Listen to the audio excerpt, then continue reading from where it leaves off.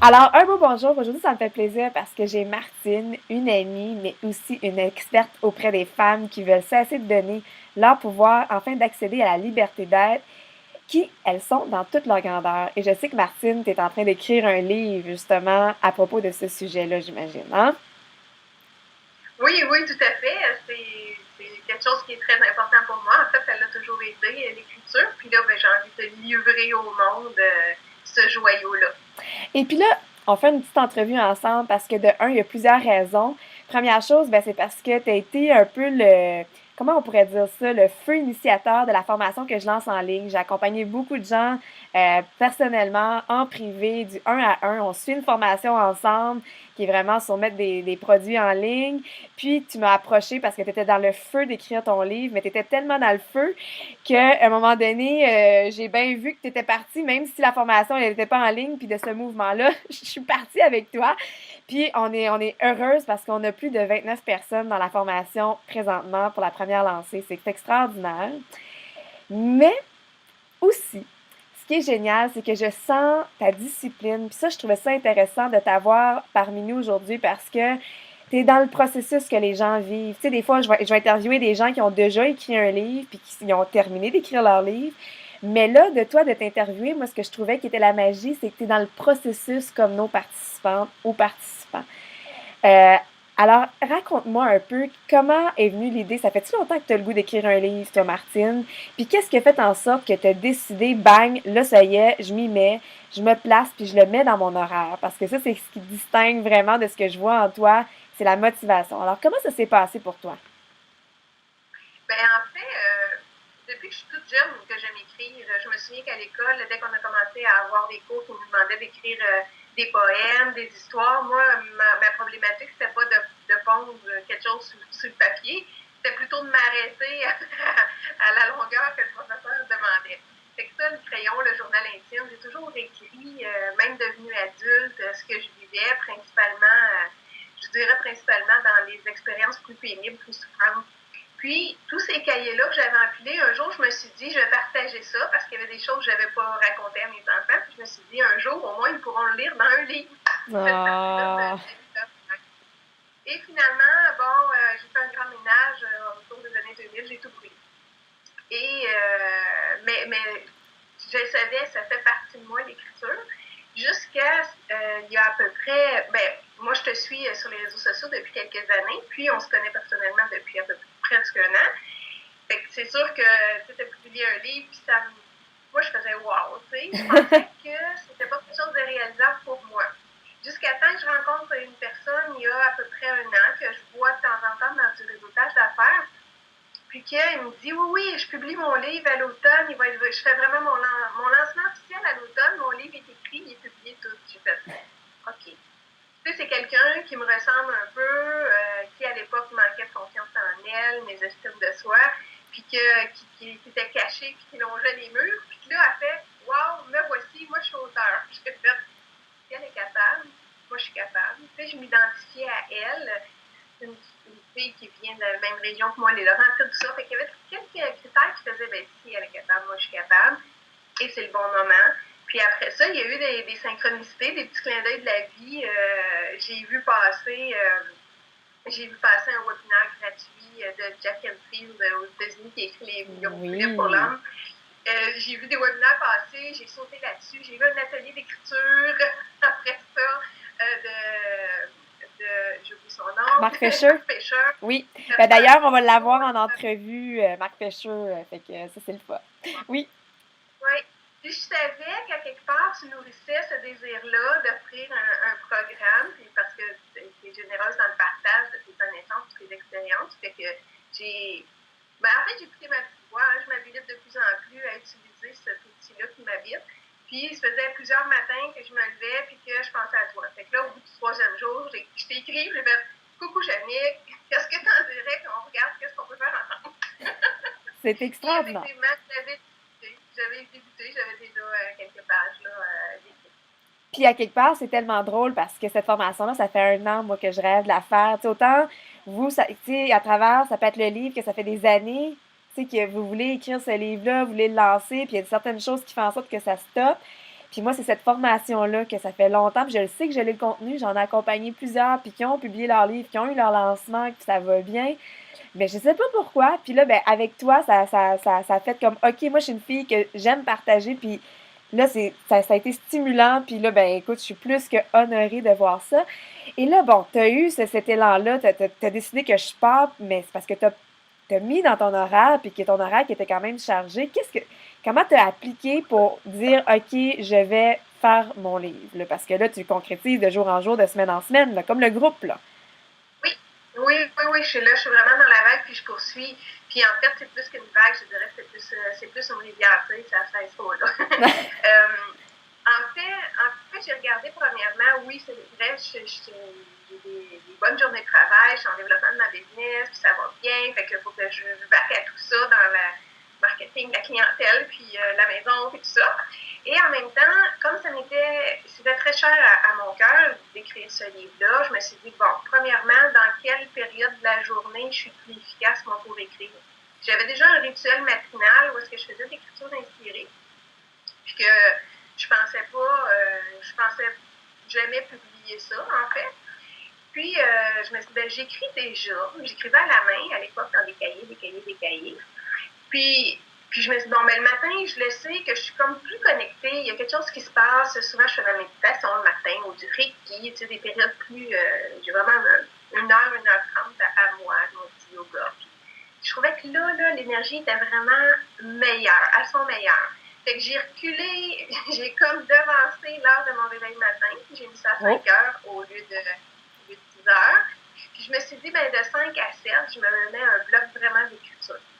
Puis avec du essai-erreur, j'ai vu que sortir du lit et tout de suite aller à l'écriture, c'était encore mieux. Ben, rapidement à la salle de bain. Mais c'était mieux que passer sa toilette, ma douche, puis mon shake, puis mon smoothie, puis tout.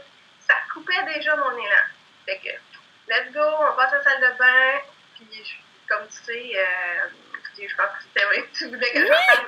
On va en parler. Je me suis créé aussi un espace que pour ça. Oui. C'est la chambre d'amis. J'ai pas des amis à chaque semaine à la maison. Fait que je me suis vraiment trouvé une petite table d'appoint parfaite pour ça, avec ma petite bougie, un petit cadre inspirant, de Jannick, by the way.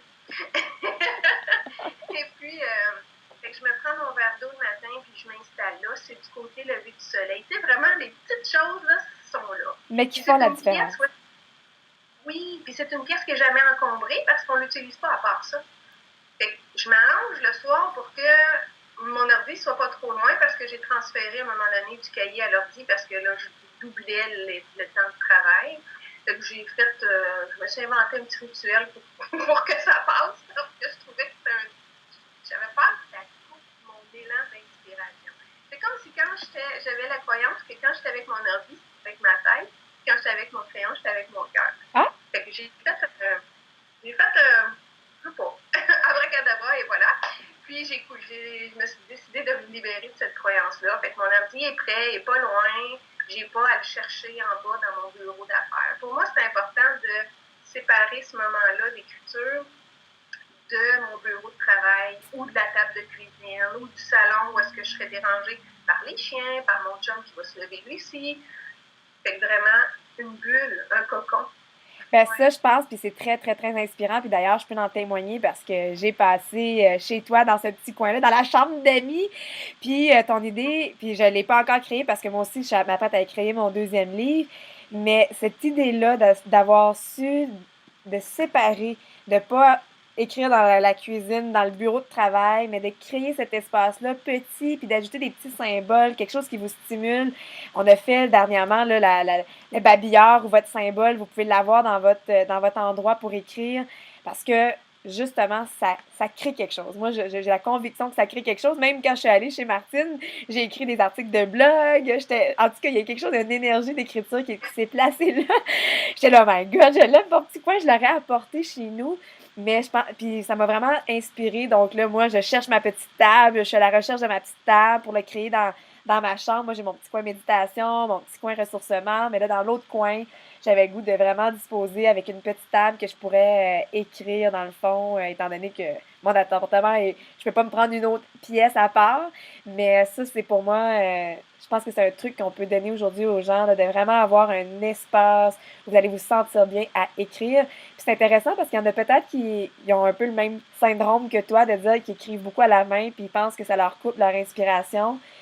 Puis, qu'est-ce que tu as fait, tu sais, peut-être pour ceux qui pourraient avoir ce syndrome-là aussi, de dire, ah, est-ce que ça coupe, puis que là, maintenant, est-ce que tu sens ça aussi fluide que ça l'était à la main ou c'est encore en processus d'adaptation? Euh, je dirais pas à 100% aussi fluide que quand c'était à la main, OK. parce que, en fait, mon chum, il me suggérait d'enlever l'autocorrecteur dans mon Word parce Ah que oui. je vois les soulignements quand il y a des erreurs, alors que quand j'étais à la main, je m'en foutais. Là, des fois, mes mots étaient même attachés ensemble. Là. Tellement ça va vite, l'inspiration vient, puis c'est ça va rapidement. Fait que c'est pas 100% égal pour aujourd'hui, mais en même temps, le temps que je prenais à réécrire après à l'ordi, c'était double. Oui. Fait que l'un dans l'autre, c'est clair que je gagne énormément.